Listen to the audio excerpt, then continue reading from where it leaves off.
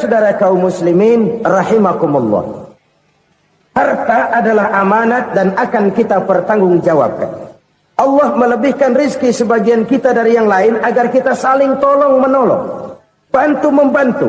Nabi janjikan, siapa yang meringankan beban saudaranya muslim di dunia, Allah akan meringankan bebannya di akhirat nanti. Sebuah jaminan dari baginda Nabi. Si orang yang kita bantu barangkali tidak bisa membalas, Allah yang akan membalas lewat jalan lain yang tidak pernah kita sangka-sangka. Selalu berusaha menyimpan sesuatu yang bisa membawa manfaat, baik untuk dirinya, untuk anak cucunya, maupun untuk keluarganya, untuk masa kini dan masa depannya.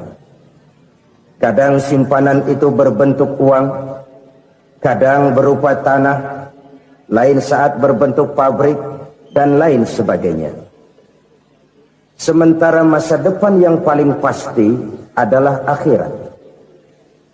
Jika untuk masa depan dunia kita rela memeras keringat, membanting tulang, pergi pagi dan pulang petang, menyimpan uang, menyimpan tanah, menyimpan pabrik, pernahkah kita merenung jika satu saat kiamat datang, kita dibangkitkan dari kubur masing-masing, berdiri di padang mahsyar untuk mempertanggungjawabkan seluruh kegiatan hidup kita di dunia ini. Lalu kita akan menuju ke alam akhirat. Sudahkah kita mempunyai simpanan untuk akhirat kita? Pada pertemuan kali ini saya ingin menyampaikan sebuah hadis di mana Rasulullah sallallahu alaihi wasallam bersabda, "Arba'un min kanzil jannah." Simpanan sorga ada 4 macam. Yang pertama, ikhfa'us sadaqah, menyembunyikan sedekah. Saudara-saudara kaum muslimin, sebagaimana yang kita maklum bahwa Allah Subhanahu wa taala melebihkan sebagian rezeki dari kita terhadap yang lain. Ada yang kaya, ada yang setengah kaya, ada yang miskin, ada yang setengah miskin, dan selanjutnya. Ada yang gajinya kecil tapi penghasilannya gede. Ada yang penghasilannya gede tapi nggak punya gaji. Ada juga yang memang gajinya gede dan penghasilannya gede. Kelebihan rezeki merupakan sunnatullah dan tidak harus membuat kita merasa lebih dari yang lain. Bahkan sebaliknya, kelebihan itu harus membuat kita ringan tangan untuk menolong mereka yang memang memerlukan pertolongan. Kalau saudara diberikan ilmu, maka pertanyaan akhirat cuma satu: ilmumu kau amalkan untuk apa? Kalau saudara diberikan umur yang panjang, pengadilan akhirat juga bertanya satu: umurmu kau habiskan di mana? Tapi kalau saudara diberikan harta, pengadilan akhirat akan bertanya dua: hartamu kau dapat dari mana? Kau belanjakan kemana? Dari mananya ditanya, dan kemananya juga ditanya. Oleh karena kita akan dimintakan pertanggungan jawab, maka amanah yang bernama harta ini harus kita gunakan dengan sebaik-baiknya.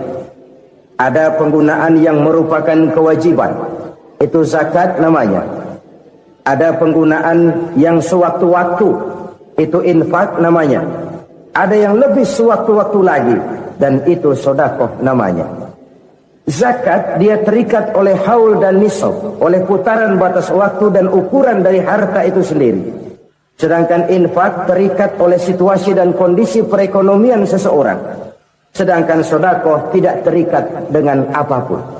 Dalam kondisi seperti apapun kita bisa melakukan sedekah dengan yang terkecil sekalipun.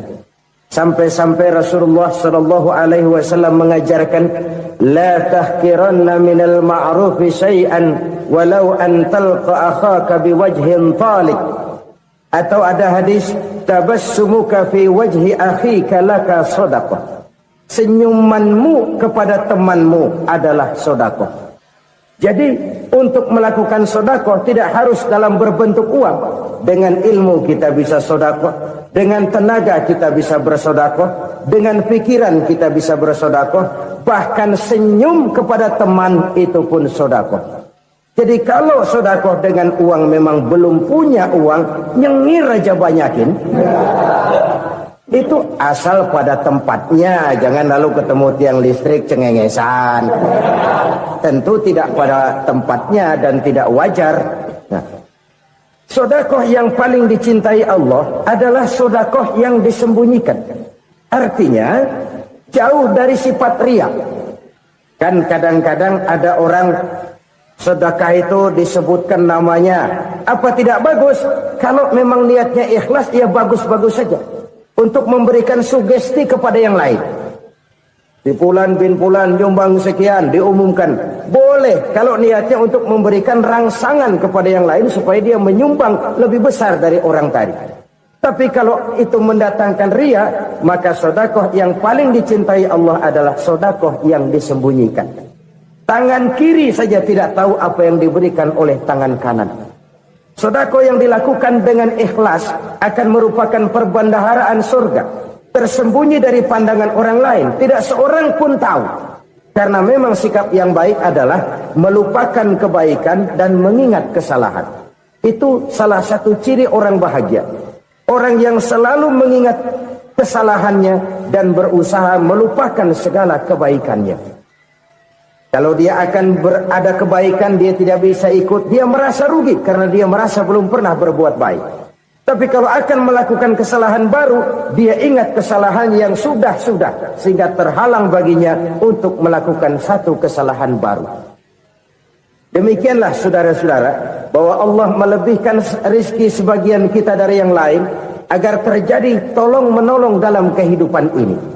Jadi kesenjangan yang nature, kesenjangan yang alami, itu sunnatullah. Ada yang kaya, ada yang miskin, ada yang kelas menengah.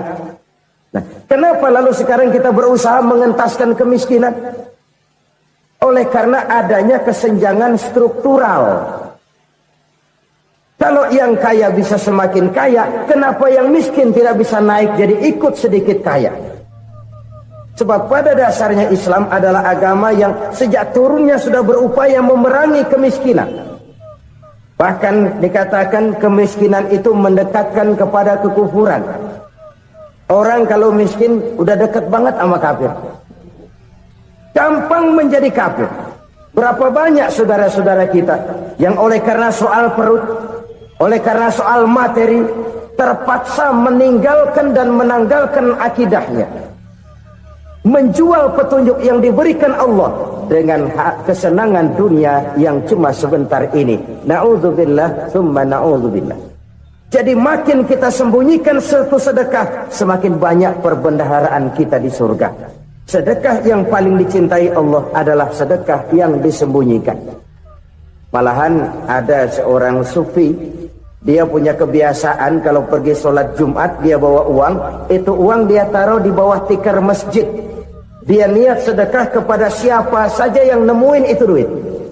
Maksudnya apa? Supaya yang nemuin nggak tahu siapa yang punya duit.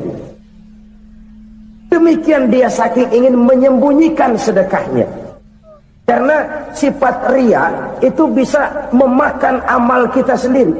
Riya itu termasuk menyebut-nyebut kebaikan kita. Orang yang suka nepuk dada, sedikit-sedikit ngitungnya kalau nggak gua. Tuh kalau nggak gua tuh yang belas itu kalau nggak gua. Iya kalau nggak lu kenapa emang? Orang yang suka menepuk jasa, tuh biasanya memang begitu saudara-saudara. Kalau perang lagi berkecamuk, orang nggak sempat ngaku jadi pahlawan. Tapi begitu perang selesai, yang kagak kenal bedil ngaku pahlawan. Itu sesuatu yang biasa. Oleh karenanya, orang-orang yang ikhlas dalam bersedekah, disembunyikannya sedekah itu, Allah cinta betul. Malahan ada hadis memberikan jaminan, inna sedaqatal mar'il muslimi tazidu fil umri wa tadfa'u mitatas su'i. Sesungguhnya sedekahnya seorang mukmin tazidu fil umri, bisa menambah umur panjang, wa tadfa'u mitata su'i, dan menyelamatkan manusia dari mati secara su'ul khatimah. Jadi siapa yang kepengen panjang umur, banyaklah sedekah. Yang bosan hidup, pelit terus. Sedekah menambah panjang umur dan menyelamatkan manusia dari mati secara su'ul khatimah.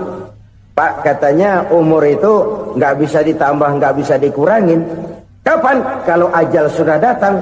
Fa idza jaa ajaluhum la yastakhiruna sa'atan wa la yastaqdimun. Kalau ajal datang tidak bisa dimajukan, tidak bisa dimundurkan. Itu kalau ajal sudah datang. Tidak bisa lagi umur ditambah dikurangi, sudah datang. Tapi kalau belum datang, itu kan haknya Allah. Mau ditambah, mau dikurangi, hak prerogatif Allah. Sebagai pencipta manusia, Allah maha kuasa dan maha mampu. Sedekah ini menambah panjang umur dan menyelamatkan manusia dari mati secara su'ul khatimah. Itu orang mati kan sama ya, kondisinya mati, nggak nafas. Tapi hakikat mati kan lain-lain. Ada yang mati itu husnul khatimah, baik akhirnya. Misalnya lagi ngaji mati, lagi sholat mati, lagi sedekah mati. Ini yang dinamakan dengan husnul khatimah, baik di akhirnya. Sebaliknya ada yang su'ul khatimah, jelek di akhirnya. Ini yang jadi catatan akhir. Lagi nyekek botol, mampus. Lagi banting kartu, modar. Su'ul khatimah, jelek pada akhirnya. Sedekah menyelamatkan manusia dari mati secara su'ul khatimah. Dan kita semua kepengen mendapat husnul khatimah, jauh dari su'ul khatimah. Oleh sebab itu yang bisa menyelamatkan kita dari penyakit itu antara lain adalah sedekah yang disembunyikan, yang dikerjakan dengan ikhlas karena Allah, tidak karena kepengen dipuji orang, tidak karena ingin dikatakan orang pemurah. Sebab orang dermawan itu orang yang memberi tanpa harus diminta. Kalau masih harus diminta, ya belum dermawan namanya, masih harus diminta. Kalau nggak diminta ya tulus, lolos, polos. Saudara-saudara kaum muslimin rahimakumullah, harta adalah amanat dan akan kita pertanggungjawabkan. Allah melebihkan rizki sebagian kita dari yang lain agar kita saling tolong menolong, bantu membantu. Nabi janjikan siapa yang meringankan beban saudaranya muslim di dunia, Allah akan meringankan bebannya di akhirat nanti. Sebuah jaminan dari baginda Nabi. Si orang yang kita bantu barangkali tidak bisa membalas, Allah yang akan membalas lewat jalan lain yang tidak pernah kita sangka-sangka. Ada orang tanya, Pak, ini ada orang nyumbang masjid sambil marah-marah, bagaimana? Saya bilang sumbangannya aja ambil, marahnya jangan. Marahnya jangan diambil, itu urusan dia. Saudara-saudara kaum muslimin rahimakumullah, umat Islam ini kan umat yang punya potensi besar. Kadang kita merenung, kenapa kadang-kadang pembangunan masjid kok lambat sekali? Kalau hotel hari ini peletakan pertama, bulan depan peresmian. Supermarket hari ini peletakan batu pertama, minggu depan peresmian. Tapi kalau sudah yang namanya masjid, kadang-kadang peletakan batu pertama sekaligus jadi batu terakhir. 3 tahun, 4 tahun, campur nebar jala di jalanan, duit dijaring kayak ikan sepat. Apa tidak ada orang Islam yang kaya? Banyak. Apa tidak ada pengusaha muslim yang jadi konglomerat? Ada. Lalu yang belum banyak itu yang komit terhadap nilai-nilai agamanya. Akhirnya kita jatuh jadi umat yang lemah. Belum ada pengusaha konglomerat muslim buka pabrik supermi cap beduk misalnya umpamanya atau pabrik kecap cap sorban supaya identitas keislamannya sedikit kelihatan. Kita jatuh jadi umat yang lemah karena potensi tidak terinventarisir dengan baik. Kita ini ibarat kompor yang cuma matengin nasi orang lain. Potensi kita dimanfaatkan oleh orang lain.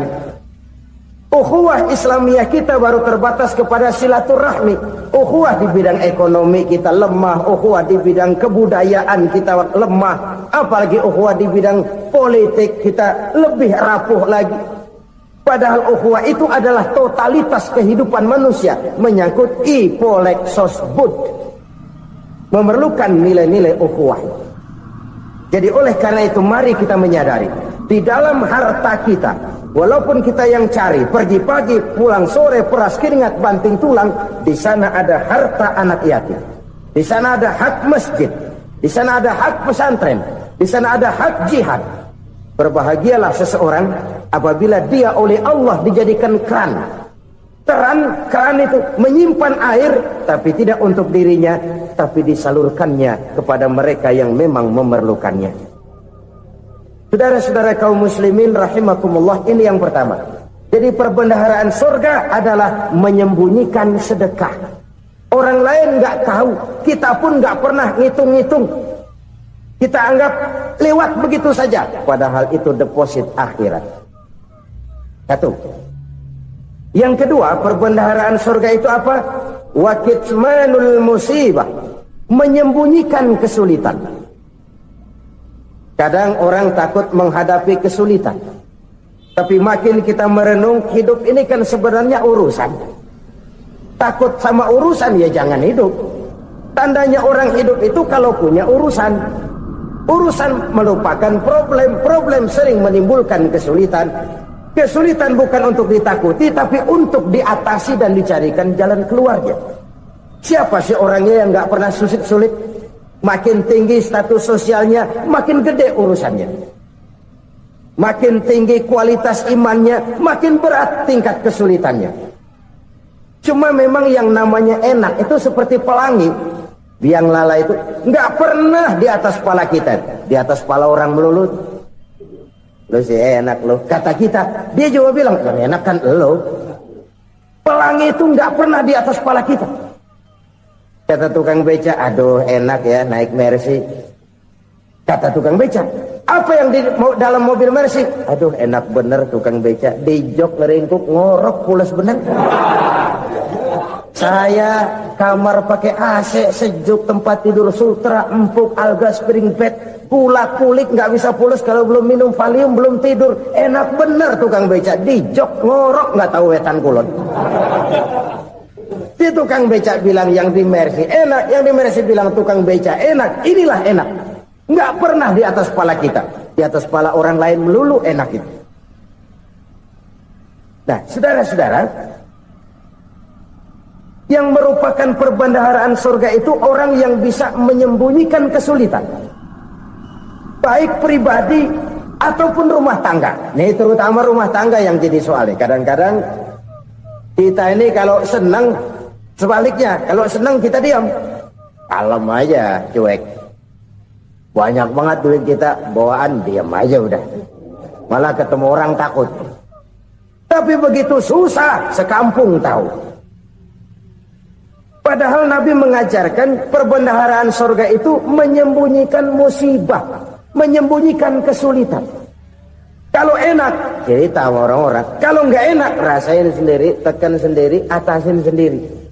Kita kan sebaliknya, senang kita diam, asal lagi susah, paling tidak kita nyari teman buat cerita kesusahan. Siapa orangnya yang nggak pernah susah? Cuma soalnya bagaimana kita mengatasi kesusahan itu sendiri.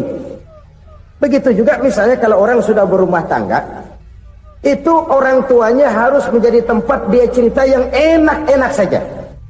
Yang nggak enak rasain berdua, selesaikan berdua, atasin berdua. Jangan dibalik.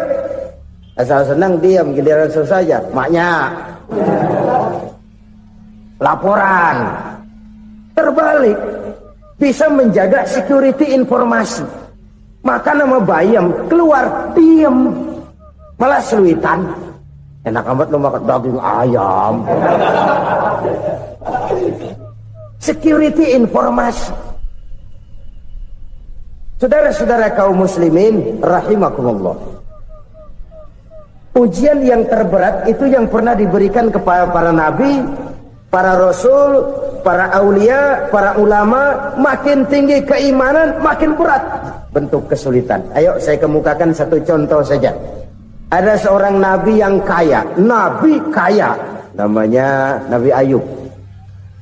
Iblis kalau orang begini kan keki,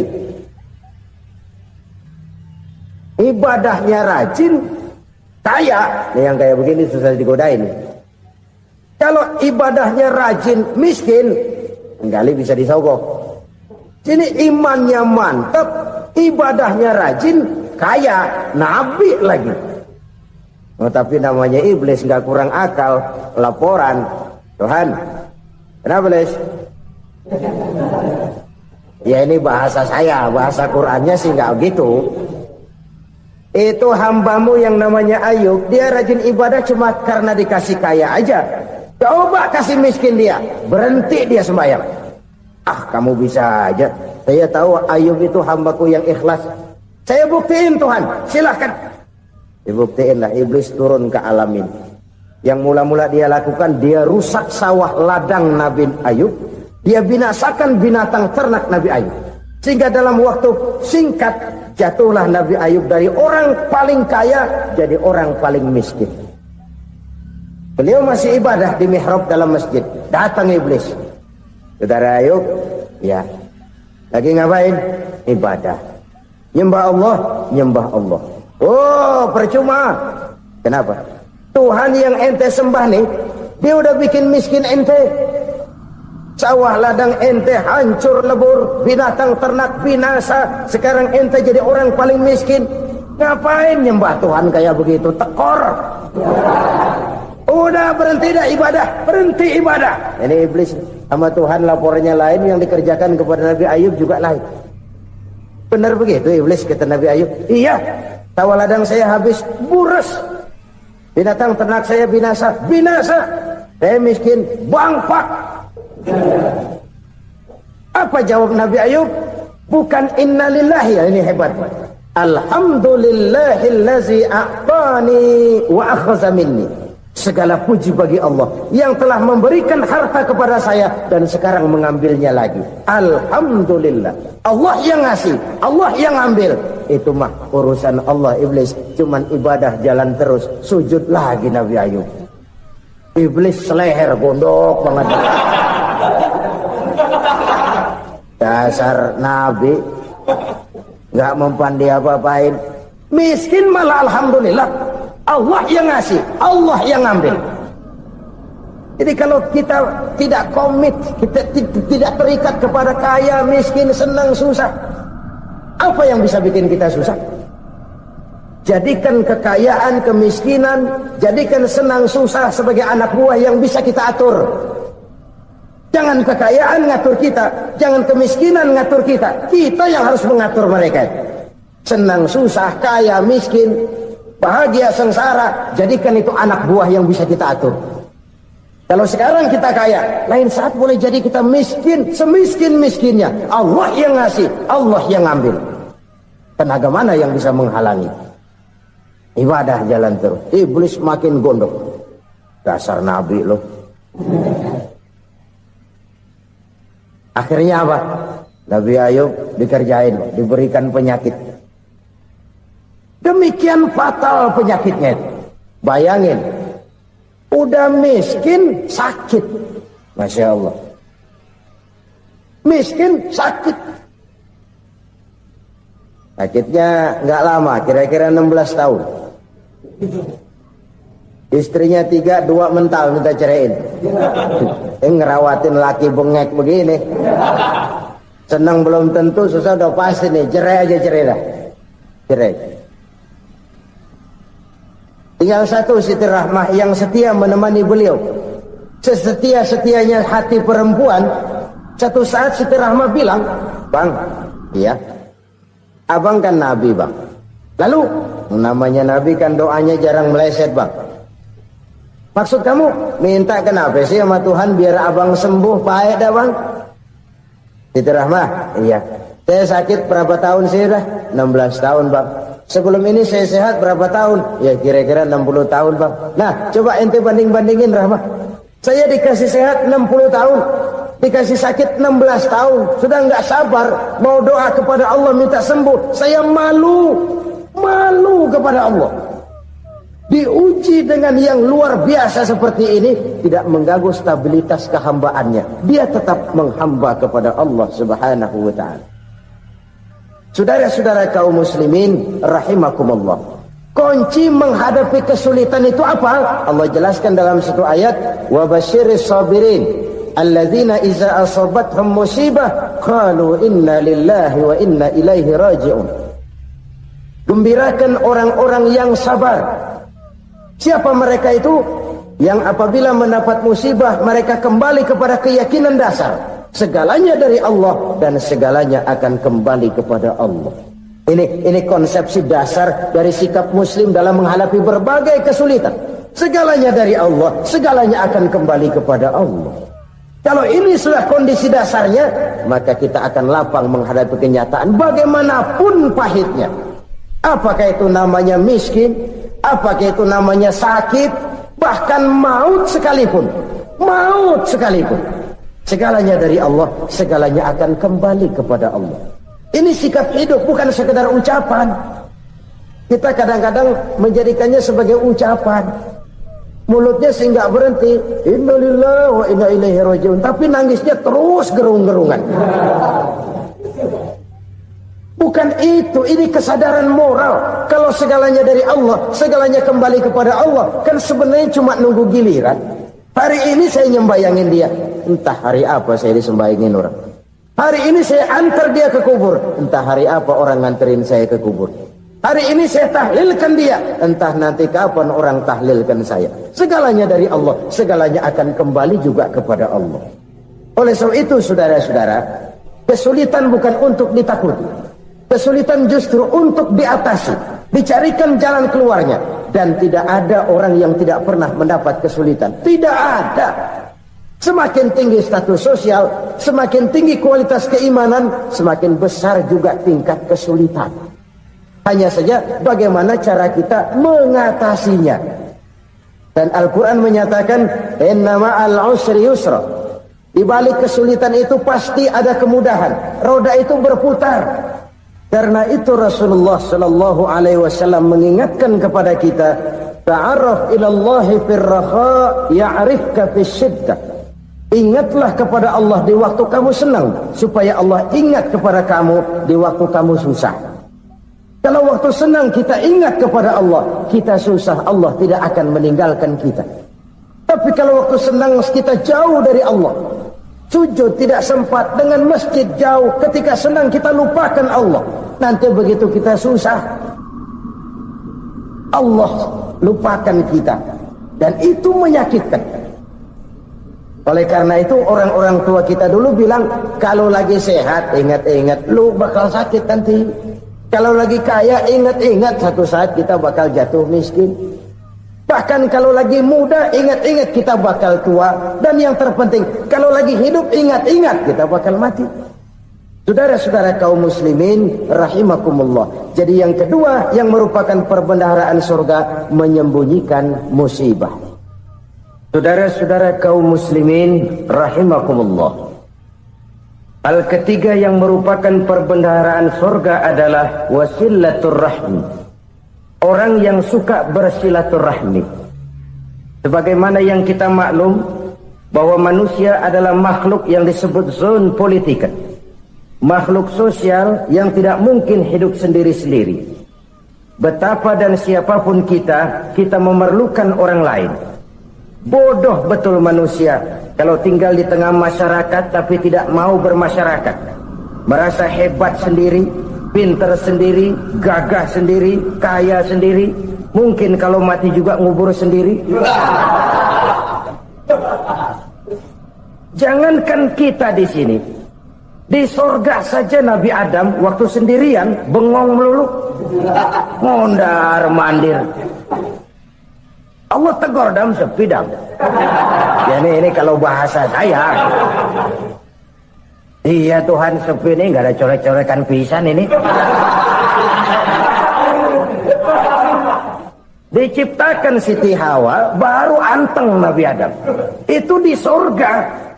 Cobalah. Umpamanya saudara tinggal di Jakarta nih. Kayak bener. Apaan aja di Jakarta punya saudara dah. Jembatan Semanggi ambil. Monas buntel bawa pulang. Hotel-hotel ambil semua. Cuman tinggal di Jakarta sendirian. Apa enaknya? Betapa dan siapapun kita perlu orang lain. Tidak ada seorang pun yang bisa memenuhi kebutuhan hidupnya secara sendiri-sendiri. Nah, Islam telah menyelamatkan manusia dari ras diskriminasi. Mengikat manusia dengan persaudaraan yang berlandaskan kepada akidah. Karena itu dianjurkan bersilaturahmi.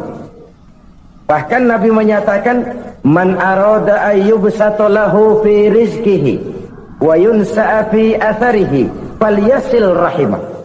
Siapa yang kepengen diluaskan rezekinya dan dipanjangkan usianya, banyaklah ia bersilaturahmi. Siapa yang kepengen dimudahkan rezekinya, hendaknya ia banyak bersilaturahmi. Kalau banyak teman, kesulitan kan paling tidak ada tempat cerita. Udah susah, sendirian kita pikirin diri, nggak ada tempat tukar pikiran. Cepet banget sama bengek. Dilawan sendiri. Nah, secara makro kita bisa berkata, tidak mungkin ada kemenangan kalau tidak ada kekuatan. Tidak ada kekuatan kalau tidak ada kesatuan dan persatuan. Tidak mungkin ada kesatuan dan persatuan tanpa semangat silaturahmi. Kalau umat Islam mau menang, dia harus kuat. Kalau umat Islam mau kuat, dia harus bersatu. Kalau umat Islam mau bersatu, dia harus membudayakan silaturahmi ini. Bahkan sampai-sampai kata Nabi, kalau bisa cari nilai tambah. Apa? Silman qata'ak. Bersilaturahmilah kau kepada orang yang marah denganmu. Masya Allah, indahnya ajaran agama kita. Orang yang marah pun kepada kita, kata Nabi, kalau bisa bersilaturahmilah kepadanya. Kepada orang yang marah itu. Di situ nilai tambah. Cuman jujur nih hadis ngucapinnya gampang, ngamalinnya yang berat banget. Orang marah sama kita disuruh silaturahmi, ada apa malu? Lu marah tuh, gue marahan lagi. Kan gue pikirin. Saudara-saudara kaum muslimin rahimakumullah. Tapi ini yang diajarkan, bahkan ini yang dicontohkan oleh baginda Rasul. Bagaimana begitu mudah, misalnya satu saat Abu Jahal ini ngatur strategi bagaimana bikin Muhammad celaka. Dia gali lubang di depan tempat tidurnya. Dia tutupin daun korma. Terus dia panggil seseorang, ke sini. Kasih tahu Muhammad, pamannya sakit keras, minta ditengokin. Berangkat orang ini ke sana. Muhammad, labbaik. Pamanmu sakit keras, dia minta ditengokin. Baik, saya akan datang menjenguk beliau. Berangkatlah Nabi ke rumah Abu Jahal tanpa prasangka apapun.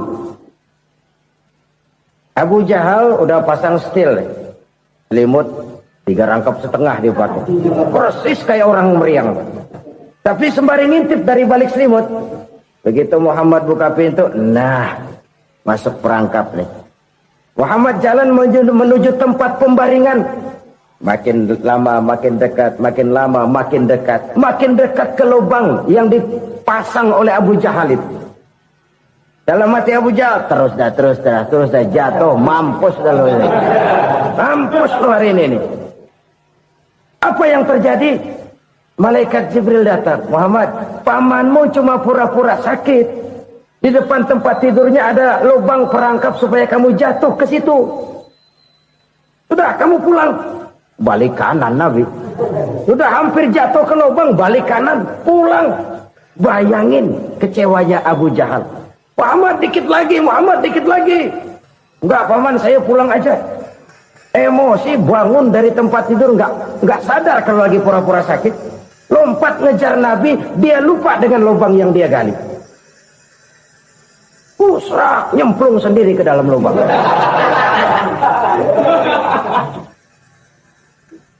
Nabi terus berlalu. Ini terjadi keanehan. Jatuh ke lubang yang dia gali itu sebenarnya nggak terlalu dalam ya, antara 3-4 meteran lah. Tolong saya jatuh ke lubang ini. Datanglah pelayan-pelayannya itu. Angkat saya dari sini. Oh, yang ngulurin tambang. Satu gulung, belum juga nyampe itu tambah. Kurang beli lagi ke warung. Sambung, ulur lagi, enggak juga bisa sampai. Wah ini kerjaan Muhammad ini. Tolong siapa salah seorang kamu ke rumah Muhammad, kasih tahu encangnya kecebur. Minta ditolongin. Sampaikan kepada Rasul. Kenapa? Pamanmu jatuh ke lubang, Muhammad minta tolong diangkatin. Tambang udah nyambung-nyambung nggak nyampe juga. Ya, nanti saya datang, saya tolong. Coba aja. Nyata-nyata orang berniat jahat mau mencelakakan dia. Datang dia menolong. Ini yang disebut air tuba dibalas air susu ya ini. Bukan sebaliknya. Air tuba dibalas air susu. Paman, kecebur ya? Iya Muhammad, tolong ini. Pegang tangan saya. Nabi ulurkan tangannya, nyampe, dipegang oleh Abu Jahal, diangkat ke atas, sampai atas. Apa kata Abu Jahal? Sihirmu memang hebat Muhammad. Udah ditolongin dikata sihir, yang enak kita kemplang kan itu orang begitu. Urusan apa? Tapi inilah akhlak. Kalau bisa kamu bersilaturahmilah dengan orang yang marah kepadamu sekalipun. Orang marah kita tetap baik. So, kalau kita berbuat baik sama orang yang memang baik, rasanya sih biasa-biasa aja. Orang baik kita baik lagi, ya draw aja, belum ada nilai tambah di situ. Baru ada nilai tambah kalau kita bisa berbuat baik kepada orang yang nyakitin kita. Itu namanya kita setingkat di atas dia. Dia sakitin kita, kita berbuat baik sama dia. Dia pelit sama kita, kita baik sama dia. Dia marahin kita, kita deketin dia. Di situ kita punya nilai tambah. Jadi siapa yang ingin diluaskan rezekinya kata Nabi dan dipanjangkan umurnya, hendaklah ia banyak-banyak bersilaturahmi. Sederhana sebenarnya silaturahmi, tapi silaturahmi membangkitkan semangat kesatuan dan persatuan. Kesatuan dan persatuan melahirkan kekuatan. Dalam matematika 1 ditambah 1 pasti 2. Tapi di tengah masyarakat, 1 orang takut ditambah 1 orang takut, hasilnya jadi 2 orang setengah berani. Kenapa setengah berani? Karena udah berdua. Tadi pan takut sendirian. Kalau dia kumpul turu-turu takutlah jadi berani. Kita yang lemah, kita yang tidak berdaya, kita yang miskin, kalau mau kompak bersatu, apa yang nggak bisa kita kerjain? Apalagi tinggal di kota besar, pilihan cuma 2. Bertahan atau minggir. Bertahan atau minggir. Untuk bisa bertahan harus mampu bersaing. Untuk mampu bersaing harus punya keahlian. Keahlian harus ditunjang dengan pendidikan, ditambah oleh kekompakan sebagai umat. Udah miskin mencar mulu, orang injek kita. Orang nggak pandang urusan apa malu. Oleh karena itu silaturahmi pada hakikatnya merupakan roh dari ukhuwah yang diajarkan oleh agama kita. Bagaimana Islam menyelamatkan masyarakat manusia dari ras diskriminasi, mengikat manusia, dan tidak ada persaudaraan yang lebih indah selain persaudaraan yang diikat dengan nilai-nilai akidah. Sepanjang orang di jalan Allah, itulah saudara kita. Keluar dia dari jalan Allah, selesailah persaudaraan sampai di situ. Karena itu, kalau ingin menyimpan sesuatu di surga, banyaklah bersilaturahmi. Datang ke rumah ini, datang ke rumah itu, dan lain sebagainya. Itu simpanan kita di akhirat nanti. Ini yang ketiga. Saudara-saudara, yang keempat, perbendaharaan surga itu apa? Wa qawlu la hawla wa la quwwata illa billah. Ucapan la hawla wa la quwwata illa billah. Ibadah kan ada yang berat, modalnya besar. Bangun masjid berat, modalnya besar. Bangun rumah sakit berat, modalnya besar. Ada ibadah yang berat, tapi modalnya ringan. Misalnya puasa. Puasa itu berat, mengendalikan nafsu. Kalau sekedar nggak makan nggak minum sih enteng, mengendalikan nafsu. Itu jihad terbesar, tapi kan modalnya ringan, cuma niat saja. Ini ibadah berat, modalnya ringan. Ada ibadah yang ringan, modalnya juga enteng. Seperti termasuk ucapan la haula wa la quwwata illa billah. tanpa sadar. La haula wala quwata illa billah. Nyelengin tuh di surga. Nyelengin, kita nggak terasa. Nyelengin simpenan akhirat. La haula wala quwata illa billah. Nyimpan lagi. Kaget. La haula wala quwata illa billah. Nyimpan lagi. Banyak simpenan. Walaupun sebenarnya yang dimaksud di sini adalah kesadaran batin. Bahwa tidak ada daya dan kekuatan kecuali Allah. Itu intinya. Kita memulai pekerjaan disunahkan baca bismillah, kan begitu? Apa itu? Kesadaran moral. Bahwa ini saya bisa kerjakan. Saya kerjakan ini dengan menyebut nama Allah. Kenapa? Kalau Allah tidak memberikan daya dan kekuatan, mana mampu saya kerjakan ini. Maka saya kerjakan ini dengan menyebut nama Allah. Bismillah. Kesadaran moral. Manusia hanya wajib berusaha, tapi nggak pernah wajib berhasil.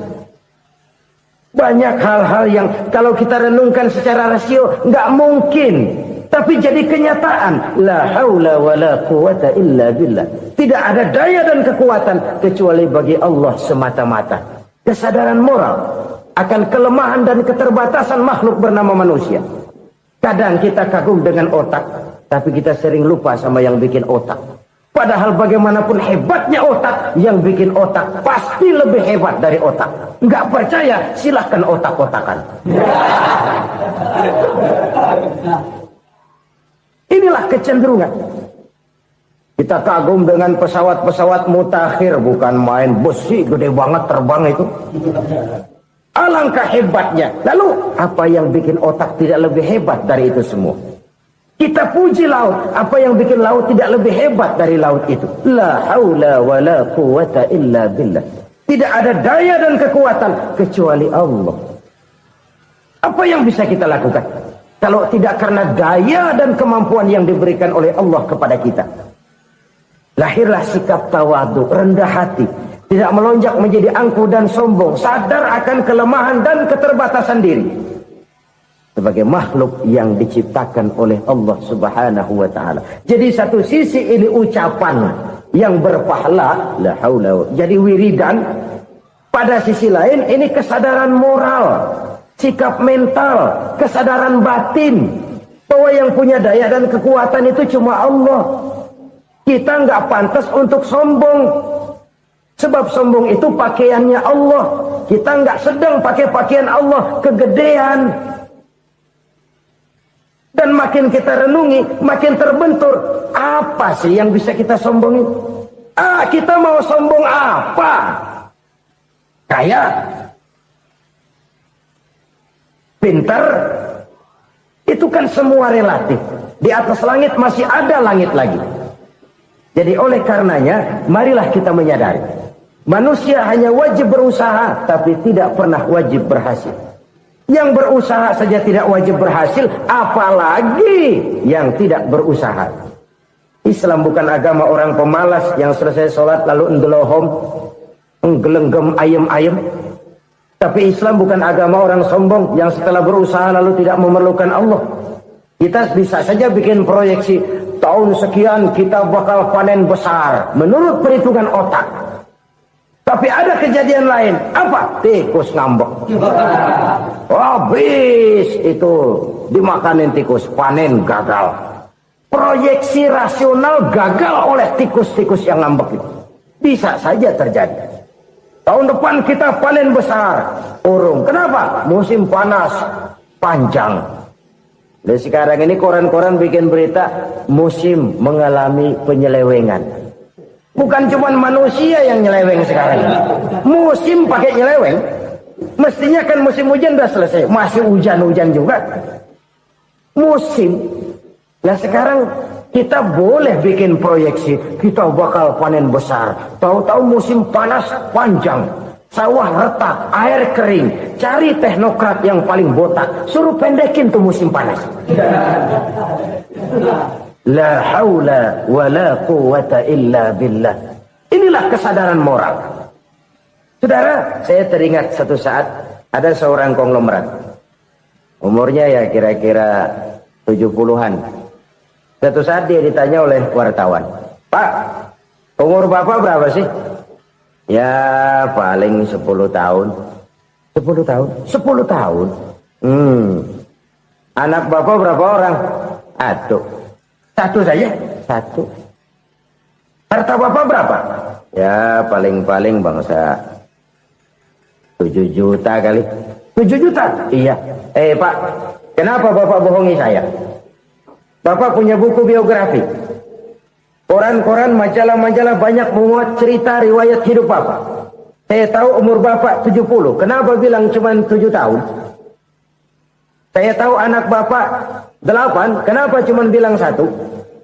Saya tahu harta bapak miliaran, mungkin triliunan. Pabrik di mana-mana, bank di mana-mana.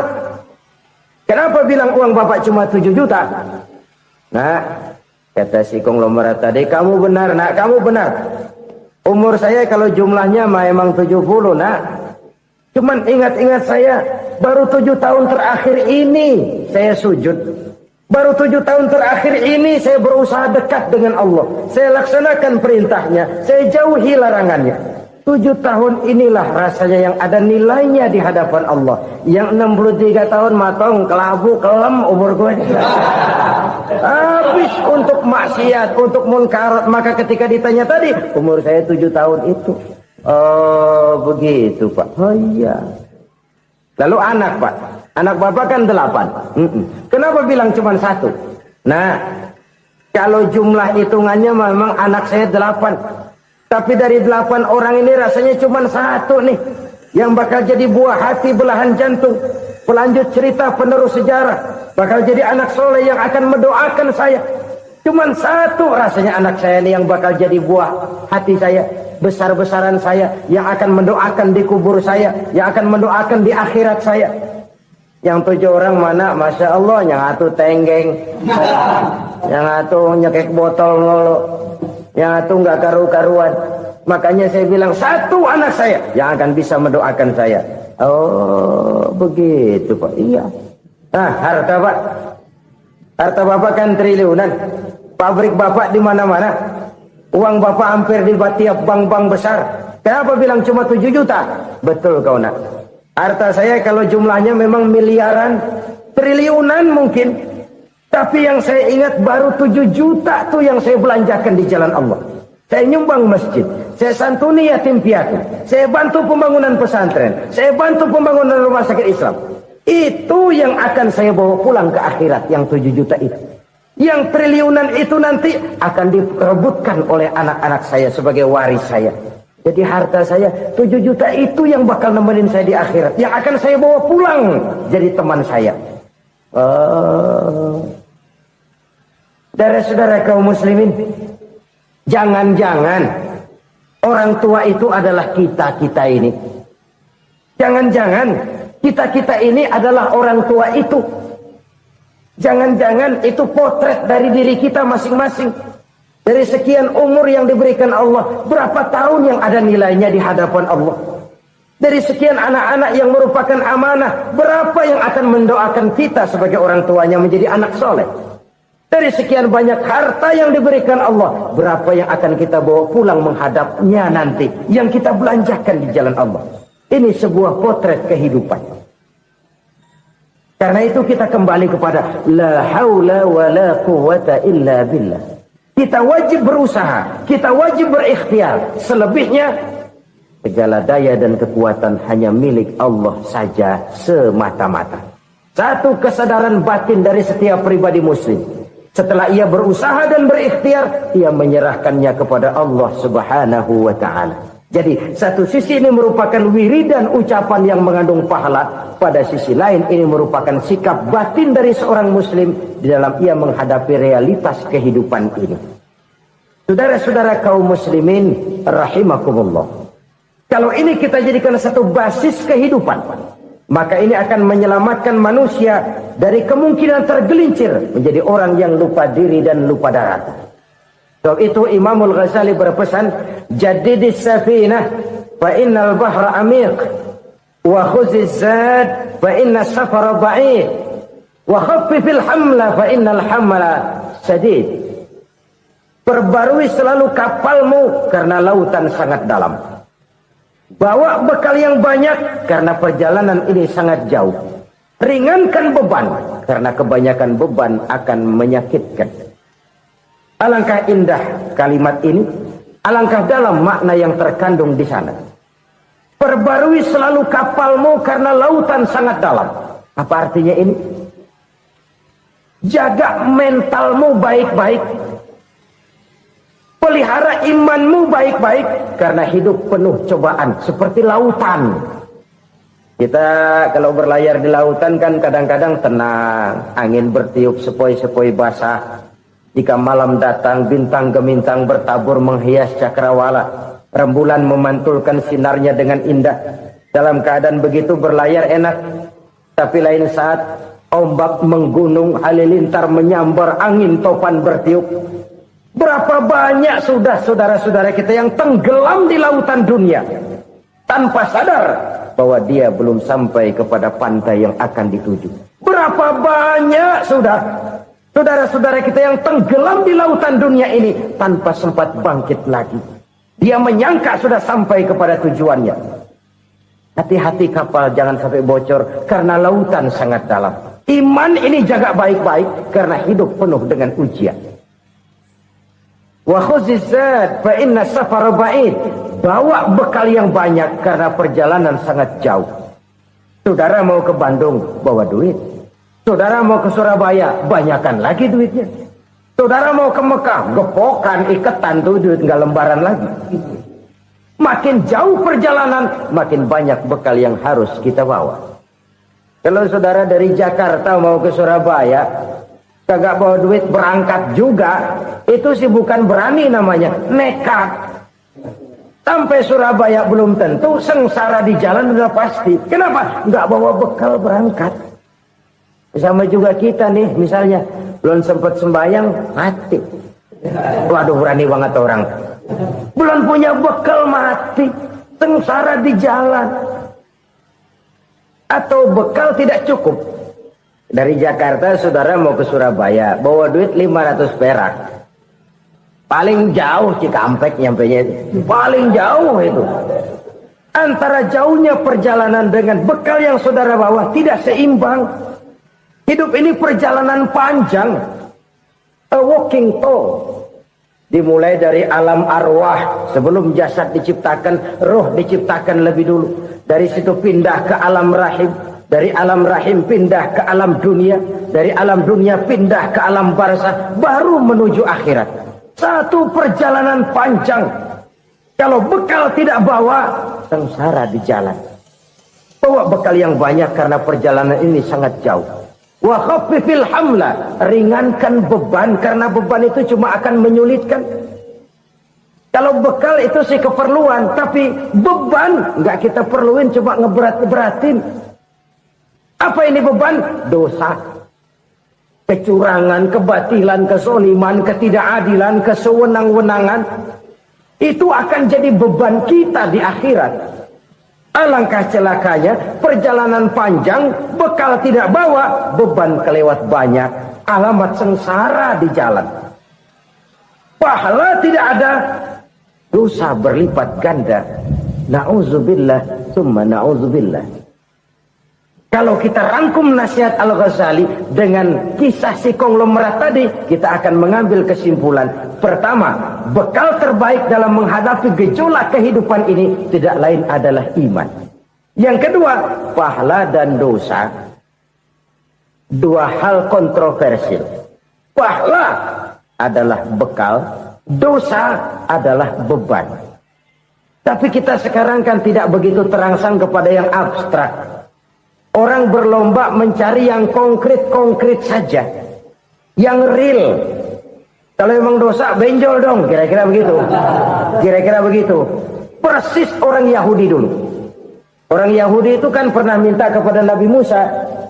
Ya Musa, lan nu'mina laka hatta narallaha jahrah. Musa, kami nggak bakal mau beriman kepada Allah kalau belum kami lihat Allah ada nongkrong di depan kami. Kalau memang Tuhan ada, taruh dong di depan kami. Mau yang konkret-konkret saja. Kalau memang dosa, benjol dong. Kalau memang pahala, berasa dong. Orang terangsang kepada yang real, yang konkret-konkret saja. Karena itu untuk mengejar dosa orang mau bayar. Tapi untuk mengejar pahala walaupun tidak bayar orang segan. Ini yang dikatakan oleh Nabi. Kamu mengharapkan ke surga tapi kamu berat melaksanakan sesuatu yang bisa membawa kamu ke surga. Kamu ingin jauh dari neraka tapi tiap saat kamu lakukan perbuatan-perbuatan yang justru menjerumuskan kamu ke neraka.